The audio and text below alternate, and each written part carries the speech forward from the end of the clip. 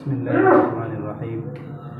الحمد لله رب العالمين والصلاة والسلام على سيد الأنبياء والمرسلين وعلى آله وأصحابه الطيبين الطاهرين أما بعد. اللہ تبارک و تعالیٰ نے اپنے احسان اور اپنے فضل سے رمضان جیسا مبارک مہینہ ہم تمام کو عطا کیا. یہ ہم تمام کی خوش نصیبی ہے. رمضان کو قرآن کریم سے ایک خاص نسبت ہے. جب اس قرآن کریم کا نزول ہوا تو اسی مہینے میں اس کا نزول شروع ہوا. آپ تمام حضرات کو معلوم ہے کہ قرآن کریم تقریباً 23 سال کی مدت میں نازل ہوا ہے، لیکن اس کی جو اسٹارٹنگ ہوئی ہے، ابتدا ہوئی ہے، وہ رمضان المبارک سے ہی ہوئی ہے. تو رمضان کو قرآن سے ایک خاص مناسبت ہے، اور خود حدیث میں بھی ہے کہ ہمارے نبی صلی اللہ علیہ وسلم رمضان میں قرآن کریم کی تلاوت کو بڑھا دیتے تھے. اور جس رمضان آپ کا انتقال ہوا ہے اس سال آپ نے حضرت جبریل کو 2 مرتبہ دور سنایا. اس طرح حفاظ کرام دور سناتے ہیں ایک دوسرے کو، پہلے تو یاد کرتے ہیں، یاد کرنے کے بعد سناتے ہیں. تو ہمارے نبی نے بھی حضرت جبریل کو 2 دفعہ سنایا ہے آخری سال میں، اور اس سے پہلے پوری زندگی 1 دفعہ ضرور سناتے ہیں. تو رمضان کو قرآن سے ایک خاص مناسبت ہے. اسی مناسبت سے ہم سب یہاں آج اکٹھا ہوئے ہیں کہ یہ جو رمضان کا مبارک مہینہ اللہ نے ہمیں دیا ہے، ہم کسی نہ کسی طرح اس مہینے کو وصول کریں. جس طرح ہر چیز کا کوئی نہ کوئی ایک سیزن ہوتا ہے. جیسے ابھی ٹھنڈی گزری تو گرم کپڑوں کا ایک سیزن تھا، اور دوسرا زمانہ آئے گا تو اور بھی چیزیں بکیں گی. تو اسی طرح اللہ نے رمضان کو نیکیوں کا سیزن بنایا ہے، تاکہ ایک عمل کو کئی گنا بڑھا کر اللہ تعالیٰ دیتے ہیں. آپ نے سنا ہی ہوگا رمضان کی فضیلت کہ نفل کو فرض کے برابر کر دیتے ہیں، اور فرض کو 70 گنا. اور یہ جو فضیلت ہے یہ اس عمل کا ذاتی اجر ہے، یعنی اس میں آپ کو اتنا ملے گا ہی. لیکن اگر آپ نے مزید اخلاص سے کیا، اللہ کو دکھلانے کے لیے کیا، اللہ کے لیے کیا، لوگوں کو دکھلانا مقصود نہیں تھا، تو اللہ تعالیٰ اس میں اور زیادہ اضافہ کر کے دیتے ہیں. تاکہ یہاں تک ہے کہ 70 بلکہ 700 گنا، بلکہ اس سے بھی زیادہ انلیمیٹیڈ، یعنی بے شمار انعامات اور بے شمار احسانات اللہ تعالیٰ کرتے ہیں. تو اس لیے ہم سب کو چاہیے کہ اس رمضان کی ہم قدر کریں. تو اس کے لیے ایک نشش رکھی گئی ہے. انشاءاللہ مختصر وقت میں آپ حضرات کے سامنے قیمتی باتیں آئیں گی جو اولاً میرے لیے بھی اور ہم تمام کے لیے بھی مفید ہوگی. اللہ تبارک و تعالیٰ اس سلسلے کو قبول فرمائے، اور اچھی اچھی باتیں کہنے کی اور اچھی اچھی باتیں سننے کی، اور سب سے بڑھ کر کے اس پر عمل کرنے کی اللہ ہم تمام کو توفیق عطا فرمائے. میرے بزرگوں، قرآن کریم ہم بچپن سے سنتے ہیں کہ یہ مسلمانوں کی اور ہم تمام کی کتاب ہے. قرآن اللہ تعالیٰ نے انسانوں کی رہنمائی کے لیے بھیجا ہے، انسانوں کی ہدایت کے لیے اللہ نے بھیجا ہے. لیکن اس قرآن کے ہم تمام پر کچھ حقوق بھی ہیں. ایک تو یہ اللہ کی کتاب ہے ہی، ہم مانیں نہ مانیں پھر بھی اللہ کی ہی کتاب ہے. لیکن اس کتاب کے کچھ حقوق ہیں. اگر ان حقوق کو ہم ادا کریں گے، اس کے مطابق ہم اپنے آپ کو سنواریں گے، تو اس قرآن سے ہمیں فائدہ ہوگا. جس طرح دنیاوی کتابیں لکھی جاتی ہے، مثال کے طور پر میڈیکل سائنس کی کتابیں ہیں یا لا وغیرہ کی کتابیں ہیں اور دوسری کتابیں ہیں، تو جو کتاب لکھی جاتی ہے تو اس کا ایک کوئی خاص مقصد ہوتا ہے، اور اس کے پڑھانے کا بھی ایک ڈھنگ ہوتا ہے. جیسے ڈاکٹر حضرات ہیں تو وہ پریکٹیکل کرتے ہیں. اگر صرف وہ پڑھتے ہی رہیں اور پریکٹس نہ کریں تو ڈاکٹر نہیں بنیں گے.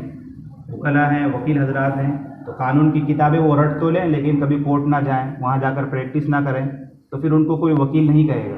ڈگری تو ہو جائے گی لیکن پڑھنے کا اور اتنے ساری کتابیں یاد کرنے کا اور لکھنے وغیرہ کا کوئی فائدہ نہیں ہوگا.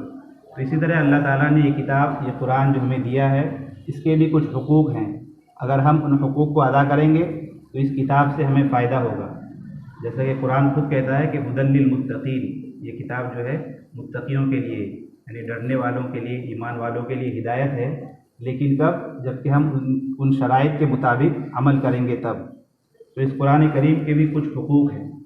پہلا تو حق یہی ہے کہ ہم تمام مسلمان اس قرآن پر ایمان لائیں. قرآن پر ایمان لانا، اسے اللہ کی آخری کتاب ماننا، یہ ہم تمام پر ضروری ہے. اور الحمدللہ ہم تمام کا ایمان بھی ہے، عقیدہ بھی ہے. لیکن عقیدے میں 2 چیزیں ہیں. ایک تو یہ کہ زبان سے ہم نے اقرار کر لیا کہ یہ اللہ کی کتاب ہے، آخری کتاب ہے، ہمارے نبی صلی اللہ علیہ وسلم پر یہ کتاب نازل کی گئی ہے، اور اس میں ایک حرف بلکہ ایک نقطے کی بھی کمی زیادتی نہیں ہوئی. 1444 بلکہ اس سے بھی زیادہ عرصہ گزر چکا ہے، لیکن کوئی یہ نہیں بتلا سکتا کہ اس میں ایک نقطہ، ایک زبر، ایک زیر کی بھی ہیر پھیر ہوئی ہو. ایسا بالکل بھی نہیں ہے. یہ ہم تمام کا عقیدہ ہے. اسی کے ساتھ یہ بھی ضروری ہے کہ جس طرح ہم اس کو زبانی مانتے ہیں، ہمارے اعمال سے بھی گویا کہ اس کا اقرار ہونا چاہیے، یعنی قرآن کریم میں جو باتیں ہیں اس پر ہمارا عقیدہ ہو، زبانی بھی یقین ہو، دل سے بھی یقین ہو، اور ہمارے جو اعمال ہیں، ہم جو خرید و فروخت کرتے ہیں، معاملات کرتے ہیں، لین دین کرتے ہیں، اس سے بھی پتہ چلنا چاہیے کہ قرآن پر ہمارا ایمان ہے، کیونکہ قرآن کریم جیسا کہ میں نے کہا کہ یہ ایک گائیڈ بک ہے اللہ تعالیٰ نے انسانوں کی رہنمائی کے لیے، یعنی پیدا ہونے سے لے کر، بلکہ پیدائش سے پہلے سے لے کر موت تک، بلکہ موت کے بعد کے بھی جتنے احوال ہیں ساری چیزیں اس قرآن میں اللہ نے بتلا دی ہے۔ ایک مسلمان پیدا ہونے سے لے کر موت تک، بلکہ موت کے بعد کے بھی جو حالات ہیں سب چیزیں اس قرآن میں ہیں۔ اسی کے مطابق اگر ہم اپنی زندگی کو ڈھالتے ہیں، اپنی زندگی کو سنوارتے ہیں تو گویا کہ ہم کامیاب ہیں، لیکن اگر ہماری زندگی قرآن کے بتلائے ہوئے ہدایات کے مطابق نہیں ہے تو گویا کہ ہمیں فکر کرنے کی ضرورت ہے۔ تو سب سے پہلا حق قرآن کا یہ ہے کہ ہم اس پر ایمان لائیں۔ دوسرا حق یہ ہے کہ قرآن کریم کو صحیح سے ہم پڑھیں۔ اللہ تعالیٰ خود فرماتے ہیں، خود ہمارے نبی صلی اللہ تعالیٰ نے فرمایا کہ جب ہم آپ کے سامنے تلاوت کریں تو آپ اس کی اتباع کیجیے، فَإِذَا قَرَأْنَاهُ فَاتَّبِعْ قُرْآنَهُ، یعنی اللہ تعالیٰ چونکہ حضرت جبریل کے واسطے سے قرآن نازل ہوا، اللہ فرماتے ہیں کہ جبریل آپ کے سامنے جس طرح پڑھے اے نبی آپ بھی اسی طرح پڑھیے۔ تو جس طرح ہمارے نبی کو یہ حکم دیا گیا تو ہم تمام پر بھی یہ حکم عائد ہوتی ہے کہ ہم بھی اسی طرح پڑھیں جس طرح ہمارے نبی نے پڑھا۔ نبی نے کس طرح پڑھا؟ تو حضرت علی رضی اللہ تعالیٰ عنہ فرماتے ہیں کہ قرآن کریم کو اس طرح پڑھنا کہ اس کے جو مخارج ہیں، حروف، وہ بالکل صحیح ادا ہو، حروف صحیح ادا ہو، منہ کھول کر صاف ادا ہو، یہ نہیں کہ بالکل مجہول پڑھیں یا غلط پڑھیں۔ تو قرآن کریم کا یہ دوسرا حق ہے کہ ہم اس کو صحیح پڑھیں۔ یہاں درمیان میں ایک بات کہہ دوں کہ قرآن کو سیکھنا کوئی مشکل کام نہیں ہے، ہم انسانوں کے لیے، مسلمانوں کے لیے قرآن سیکھنا کوئی مشکل کام نہیں ہے۔ یہ وہ کتاب ہے کہ فرشتوں کے متعلق آتا ہے کہ اگر فرشتہ قرآن پڑھنا چاہے، اپنی طرف سے پڑھنا چاہے، وہ پڑھ نہیں سکتا۔ اللہ تعالیٰ نے انسان کے اندر ہی یہ خصوصیت رکھی ہے کہ وہ جب پڑھنا چاہے، جتنا پڑھنا چاہے، جہاں پڑھنا چاہے، جس طرح پڑھنا چاہے وہ پڑھ سکتا ہے۔ جیسے آپ آج کل تو موبائل کا زمانہ ہے، آپ سنیں گے قرأت تو ایک سے ایک قرہ حضرات موجود ہیں، الگ الگ نہج میں، الگ الگ لہجے میں وہ پڑھتے ہیں، الگ الگ انداز میں پڑھتے ہیں۔ تو یہ انسانوں ہی کی خوبی ہے کہ وہ قرآن کو جتنا پڑھنا چاہے، جب پڑھنا چاہے پڑھ سکتے ہیں، فرشتے نہیں پڑھ سکتے۔ تو اللہ تعالیٰ نے ہمیں جو موقع دیا ہے ہم اس کو غنیمت سمجھنا چاہیے۔ تو رمضان کا مبارک مہینہ ہے، ہم میں سے جو قرآن اچھا پڑھتے ہیں بہت اچھی بات ہے، لیکن جو اچھا نہیں پڑھ سکتے تو انہیں اس رمضان میں کم از کم کوشش کرنی چاہیے کہ کچھ دیر مسجد میں بیٹھ کر قرآن کے حلقے لگے، قرآن سیکھنے اور سکھانے کی، قرآن کو صحیح کرنے کی، کیونکہ یہ رمضان کا مہینہ بار بار تو نہیں آتا ہے، سال کے 11 مہینے ہم دوسرے کاموں میں مشغول ہوتے ہیں، لیکن رمضان میں خاص اہتمام کرنا چاہیے کہ قرآن کا یہ جو دوسرا حق ہے تصحیح قرآن، یعنی قرآن کو صحیح پڑھنا، کم از کم اتنا صحیح پڑھنا کہ نماز درست ہو جائے، آخر کی کچھ صورتیں ہیں یا اما پارہ ہے مکمل ہمیں صحیح پڑھنے آ جائے، بلکہ یہاں تک لکھا ہے کہ کوشش یہ کرنی چاہیے کہ جن کو 10 صورتیں یاد ہیں وہ 20 صورتیں یاد کریں، اور اگر جن کو کچھ بھی یاد نہیں ہے کم از کم 10-15 صورتیں وہ ضرور یاد کریں۔ تو یہ قرآن کریم کا دوسرا حق۔ تیسرا حق قرآن کا یہ ہے کہ جب آپ نے قرآن کو صحیح کر لیا تو اب اس کی تلاوت بھی ہو، کیونکہ قرآن صرف طاقوں میں سجانے کے لیے نہیں ہے بلکہ یہ پڑھنے کی کتاب ہے، اور حدیث میں خود ہے کہ ہر حرف پر 10 نیکیاں ملتی ہیں، یعنی ایک پورے ورڈ پر نہیں، ایک حرف پر۔ مثال بھی دی ہے حدیث میں کہ الف لام میم یہ ایک نہیں ہے بلکہ یہ 3 حروف ہیں، الف لام میم آپ پڑھیں گے 30 نیکیاں ملے گی۔ اور ہم ابھی چونکہ رمضان سے گزر رہے ہیں تو رمضان میں 1 کو 70 سے آپ یہ کر لیجئے، تو ایک حرف پر گویا کہ 70 نیکیاں آپ کو رمضان میں ملے گی۔ تو جتنا زیادہ ہم قرآن پڑھیں گے اتنا زیادہ ہمیں فائدہ ہوگا۔ درمیان میں ایک بات کہ بعض لوگ ایک شبہ، بلکہ اس کو شبہ ہی کہنا چاہیے، کہ وہ یہ کہتے ہیں کہ بھائی آپ تو قرآن سمجھتے نہیں، پڑھ کے کیا فائدہ؟ اس سے دنیا کی دوسری کتابیں ہیں، قانون کی کتابیں ہیں، میڈیکل کی کتابیں ہیں، یا دوسری میتھمیٹکس کی کتابیں ہیں، وہ اگر کوئی انسان بغیر سمجھے پڑھے تو ہم اس کو دیوانہ ہی کہیں گے، بھائی سمجھ میں تو آ نہیں رہا ہے، پڑھ کیوں رہے؟ لیکن میرے بھائیو قرآن ایسی نہیں ہے، قرآن چاہے آپ سمجھ کر پڑھو یا اس کا معنی آپ کو سمجھ میں نہ آئے، دونوں صورتوں میں فائدے سے خالی نہیں ہے، گویا کہ ہمارے دونوں ہاتھ میں لڈو ہے۔ اگر کوئی انسان سمجھ کر پڑھتا ہے، ترجمہ ارجمہ اور مفہوم سمجھ کر اچھی طرح پڑھتا ہے بہت اچھی بات ہے، اللہ تعالیٰ اس کو اور ترقیات سے نوازے۔ لیکن جن کو ترجمہ نہیں آتا ان کے لیے بھی یہی حکم ہے کہ وہ کم از کم بنا سمجھے ہی صحیح ضرور پڑھیں، اس لیے کہ جو قرآن ہے یہ اللہ تعالیٰ کا کلام ہے، اللہ نے خود اس کا تکلم کیا ہے، تو اس کا پڑھنا بھی ثواب، بلکہ حدیث میں یہ ہے کہ قرآن کی طرف دیکھنا بھی ثواب، قرآن کو چھونا بھی ثواب۔ جس چیز کے چھونے میں ثواب ہو، اجر ہو، فائدہ ہو، تو اس کو پڑھنے میں تو دگنا فائدہ ہوگا۔ تو جب تک ہمیں سمجھ میں نہ آئے کوشش تو کرنی چاہیے کہ انسان قرآن کو سمجھے، لیکن یہ ہمارے لیے ہی نازل ہوا ہے، جب تک ہم اس کو سمجھیں گے نہیں اس کے مطابق زندگی گزرے گی نہیں، لیکن جب تک سمجھ میں نہ آئے کوشش تو جاری رکھیں گے لیکن پڑھنا بھی نہیں چھوڑیں گے۔ اور اس کی سب سے آسان شکل یہ ہے کہ رمضان میں قرآن کریم کی تلاوت کثرت سے کرنی چاہیے، کم از کم ہر انسان یہ کوشش تو ضرور کرے کہ 1 سے لے کر 30 رمضان تک یعنی پورے مہینے میں ایک ختم ضرور ہو، ایک ختم تو ہونا ہی چاہیے، تراویح میں ایک ختم اور ایک ختم ذاتی یعنی پرسنلی آپ دیکھ کر پڑھیں یا زبانی پڑھیں، جس طرح بھی پڑھیں، تو 2 قرآن گویا کہ پورے رمضان میں ہمارا ضرور مکمل ہونا چاہیے۔ اور اس کی آسان ترکیب علماء نے یہ لکھی ہے کہ دن بھر میں چونکہ ہم 5 ٹائم تو مسجد آئیں گے ہی 5 نمازوں کے لیے، تو ہر نماز کے وقت اگر آپ 4 صفحے بھی پڑھتے ہیں، فجر میں 4 صفحہ، ظہر میں اسی طرح عشاء تک، ہر نماز سے 10 منٹ پہلے مسجد تشریف لائیں، 4 صفحے اگر آپ پڑھیں گے تو آسانی کے ساتھ پورے مہینے میں آپ کا ایک قرآن ختم ہو جائے گا۔ کوئی اگر 2 قرآن ختم کرنا چاہے تو اس کو دگنا کر دے، ہر نماز کے وقت 8 صفحے، تو پورے مہینے میں بالکل آسانی کے ساتھ بنا کسی کے اور دوڑ دھوپ کیے ہوئے 2 قرآن مکمل کر سکتے ہیں۔ مغرب وغیرہ میں چونکہ افطار کا بھی وقت ہوتا ہے تو مغرب کا جو 4 صفحہ ہے وہ آپ ظہر میں ہی پڑھ لیں یا فجر میں ہی پڑھ لیں، فجر میں کافی وقت ہے، تو اگر ہم اس طرح نظام بنائیں گے تو انشاءاللہ ہم تمام کے لیے بہت سہولت رہے گی، بہت آسانی کے ساتھ ہم قرآن کریم کو ختم کر سکتے ہیں، یعنی اس کی تلاوت مکمل کر سکتے ہیں۔ اور یہ رمضان بہت اچھا موقع ہے، اور ابھی چونکہ ماحول ہوتا ہے تو ایک دوسرے کو دیکھ کر بھی ایک جذبہ اور شوق بڑھتا ہے، تو اگر ہم اس طرح کریں گے تو اللہ تعالیٰ کی ذات سے امید ہے کہ اللہ تعالیٰ ہمارا قرآن مکمل کرائے۔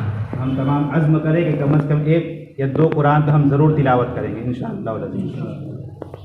چوتھا حق یہ ہے کہ جب ہم قرآن پر ایمان بھی لے آئے، قرآن کو ہم نے صحیح بھی کر لیا، اب تلاوت بھی کر رہے ہیں، تو گویا کہ آپ چوتھا حق یہ ہے کہ اس کو سمجھا جائے، کیونکہ بغیر سمجھے ہوئے آپ کب تک پڑھیں گے؟ تھوڑا تھوڑا کر کے کوشش کرنی چاہیے انسان کو کہ اس کو سمجھے، یعنی اللہ تعالیٰ ہم سے کیا کہنا چاہ رہے ہیں، اس آیت کا مقصد کیا ہے، اس آیت کا ہماری زندگی سے کیا تعلق ہے۔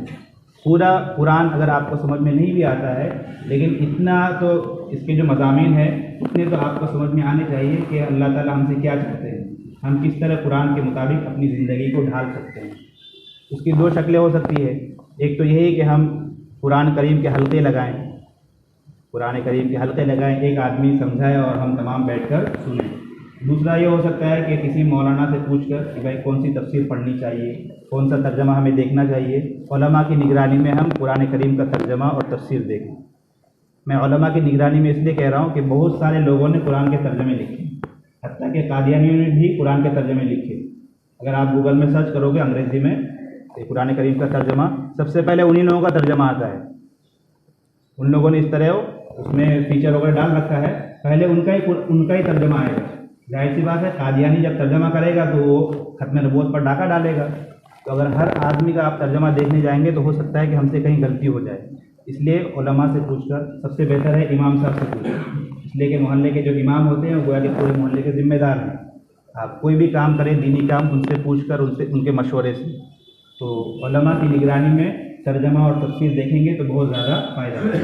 تو یہ اگلا حق ہے قرآن کا کہ اس کو ہم سمجھیں، قرآن کو سمجھنا بھی ضروری ہے۔ 5واں حق یہ ہے کہ قرآن کریم پر عمل بھی کرنا، جب ہم نے سمجھ لیا تو سمجھ کر چھوڑنا نہیں ہے بلکہ سمجھ کر اس کے مطابق عمل کرنا ہے۔ اور اس سے اگلا حق یہ ہے کہ قرآن کریم کو سیکھنا اور سکھانا، جتنا آپ نے سیکھ لیا ہے اتنا دوسرے کو سکھائیے۔ قرآن آپ کو پڑھنا آ گیا، دوسرے کو آپ پڑھائیے۔ قرآن کا ترجمہ آپ نے سیکھ لیا، دوسرے کو ترجمہ بتلائیے۔ قرآن پر آپ عمل کر رہے ہیں تو دوسروں کو بھی اس کی دعوت، اس لیے کہ دعوت سے ہی اعمال جو ہے زندہ رہتے ہیں۔ جب تک آپ دوسروں کو دعوت دیتے رہیں گے آپ کے اندر وہ عمل باقی رہے گا۔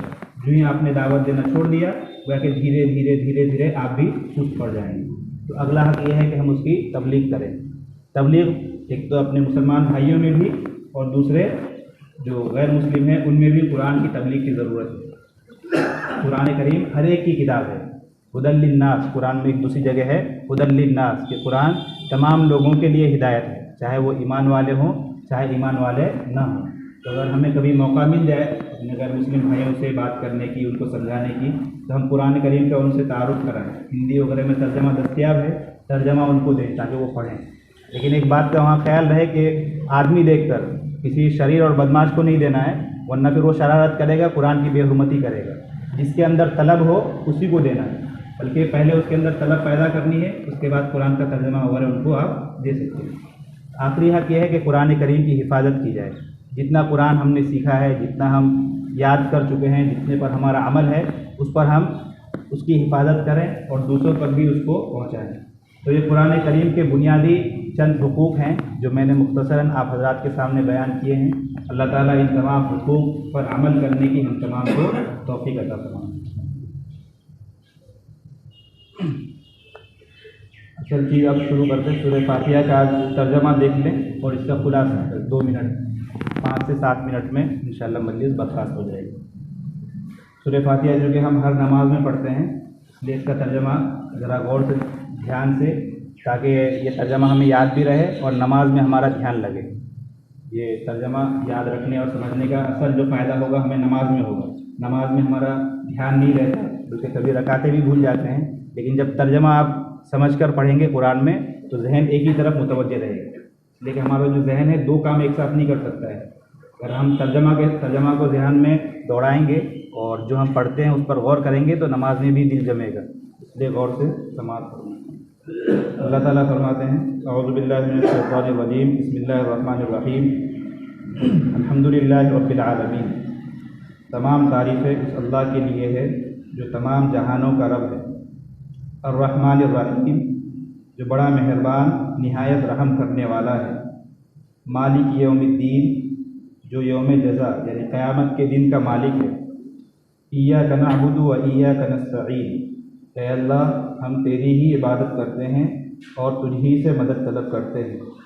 اہدنا الصراط المستقیم، اے اللہ تو ہمیں سیدھا راستہ دکھلا۔ صراط الذین انعمت علیہم، ان لوگوں کا راستہ جن پر تو نے انعام کیا۔ غیر المغضوب علیہم ولا الضالین، نہ کہ ان لوگوں کا راستہ جن پر تیرا غضب نازل ہوا اور نہ گمراہوں کا راستہ۔ یہ قرآن کریم کی پہلی صورت ہے سورہ فاتحہ۔ اس کی فضیلت آپ تمام حضرات سن بھی چکے ہوں گے۔ یہ وہ صورت ہے کہ اللہ کے نبی خود فرماتے ہیں کہ اس جیسی صورت نہ پچھلی امتوں کو کبھی ملی اور نہ مجھے خود ملی، یعنی توریت، زبور، انجیل اور قرآن چاروں جو آسمانی کتابیں ہیں، اس جیسی صورت کسی میں بھی نازل نہیں ہوئی۔ یہ ایسی صورت ہے، اور اس کے بارے میں یہ بھی ہے کہ یہ اس صورت میں موت کے علاوہ ہر بیماری کا شفا ہے۔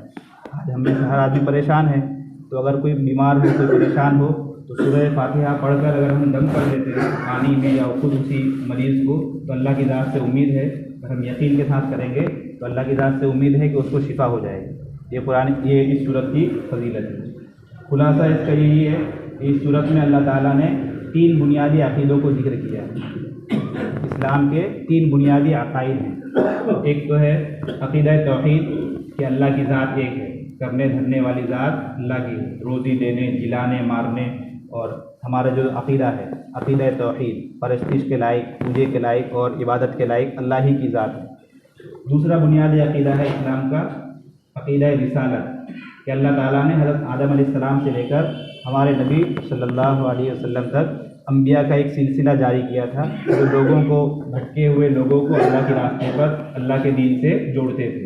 اور ہمارے نبی بالکل آخری نبی ہیں، خاتم النبیین ہیں، آپ کے بعد کوئی اور نبی نہیں آئے گا۔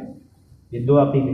تیسرا عقیدہ ہے عقیدہ آخرت، یعنی یہ جو دنیا میں ہم آئے ہیں ایک خاص مقصد کے لیے اور ایک مدت کے لیے آئے ہیں، ہمیشہ رہنے کے لیے نہیں آئے۔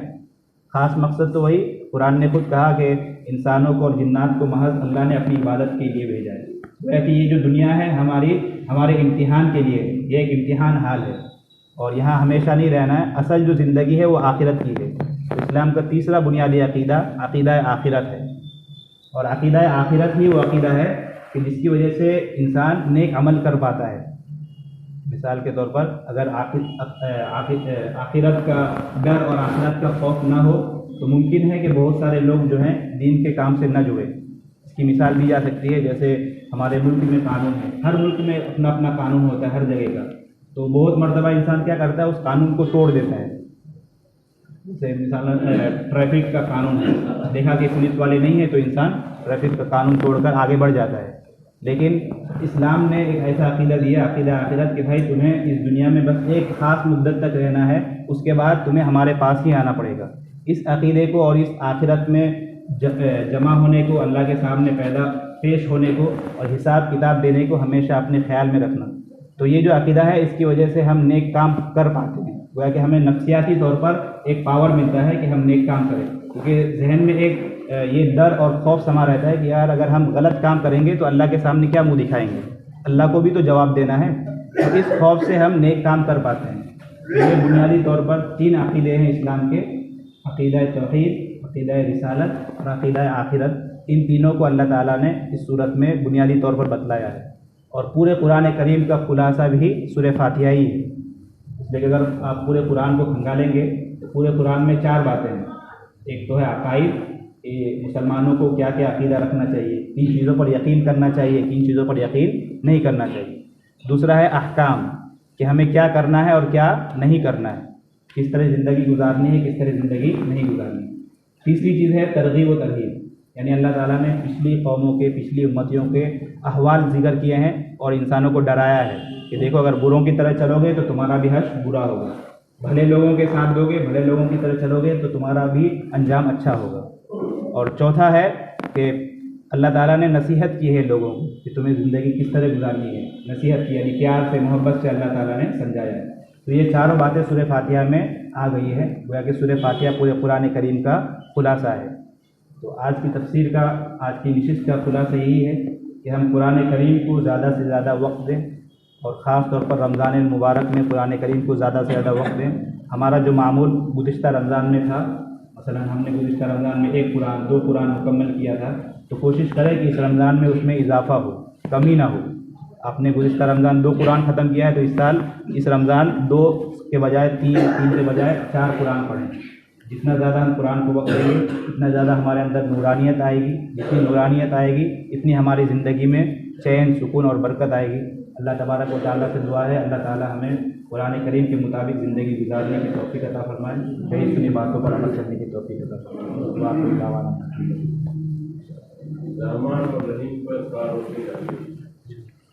سورہ فاتحہ میں جو ہے الرحمن الرحیم، رحمان کہتا بسم اللہ میں بھی ہے، ہاں تفسیر میں جو ہے وہی دعا بتائے، جی نہایت مہربان اور بہت رحم کرنے والے، ہاں معنی ایک ہی ہے۔ ہاں، دونوں میں ذرا سا فرق ہے۔ فرق یہ ہے کہ رحمان کہتے ہیں جس کی رحمت ہر ایک کو عام ہو، چاہے وہ اپنے فرما بردار بندوں پر بھی رحم کرے اور نافرمانوں پر بھی، کیونکہ اللہ تعالیٰ دنیا میں کافروں کو بھی رزق دیتے ہیں کہ نہیں؟ ہمارا عقیدہ ہے ان کو بھی کون رزق دیتا ہے؟ پانی، ہوا وغیرہ اللہ ہی دے رہے ہیں۔ تو گویا کہ یہ ایک سوال کا جواب ہے، کہ سوال یہ ہے کہ پرستش اللہ کی ہم کریں، یعنی اللہ کا کہنا ہم مانیں اور نعمتیں ان کو ملے، یہ کہاں کا انصاف ہے؟ ایک سوال ہوتا ہے انسان کے ذہن میں کہ اللہ کا کہنا تو ہم مانیں لیکن نعمتیں ساری کی ساری ان کو ملے۔ تو اللہ تعالیٰ نے گویا کہ اسی کا جواب دیا ہے کہ اللہ تعالیٰ جو ہے رحمان ہے، اللہ کا ہاتھ بالکل کھلا ہوا ہے، بندھا ہوا نہیں ہے، وہ دنیا میں بھی رحم کرتا ہے، آخرت میں بھی رحم کرتا ہے، مسلمانوں پر بھی کرتا ہے، کافروں پر بھی کرتا ہے۔ تو یہ جو رحمان ہے اس کا مطلب یہ ہے کہ جس کی رحمت بالکل عام ہو، اپنے ماننے والے پر بھی، نافرمان پر بھی، مسلمان پر بھی، کافر پر بھی، اور دنیا میں بھی آخرت میں بھی۔ اور جو رحیم ہے اس کا مطلب یہ ہے کہ جو صرف مسلمانوں پر ہی رحم کرے، گویا کہ اللہ تعالیٰ کی دونوں شان ہیں، اللہ تعالیٰ غیروں پر بھی رحم کرتے ہیں، مسلمانوں پر بھی کرتے ہیں۔ اور یہ جو رحمان اور رحیم ہے اس کو آپ دوسرے انداز میں یہ بھی سمجھ سکتے ہیں کہ اللہ کی رحمت دنیا میں بالکل عام ہے، دنیا میں ماننے والے کو بھی اللہ نعمت دیں گے، نہ ماننے والے کو بھی دیں گے، لیکن آخرت میں اللہ تعالیٰ رحیم ہے، یعنی آخرت میں مرنے کے بعد جو ہماری زندگی ہے وہاں رحمت اور اللہ کی نعمت صرف ماننے والے کو، مسلمانوں کو ملے گی، کافروں کو وہاں ایک گھونٹ پانی بھی اللہ تعالیٰ نہیں دے گی۔ تو گویا کہ یہ دونوں میں ہلکا سا فرق ہے۔